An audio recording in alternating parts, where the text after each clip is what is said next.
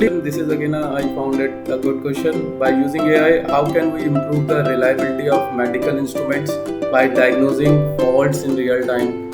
So, medical instruments, as I talked about, see, this is the area which is booming, which is currently trending, but you have to choose it very wisely, and you have to be very accurate while working on particularly for the healthcare devices, because otherwise you are all research is going into vain.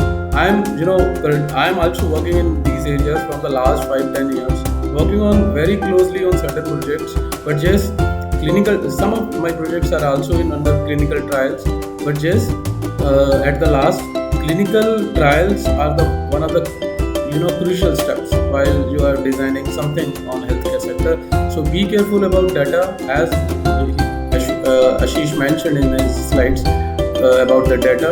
You have to be more sensitive. Your data should be, and it should be, if you want to make an ethical device, it should be good.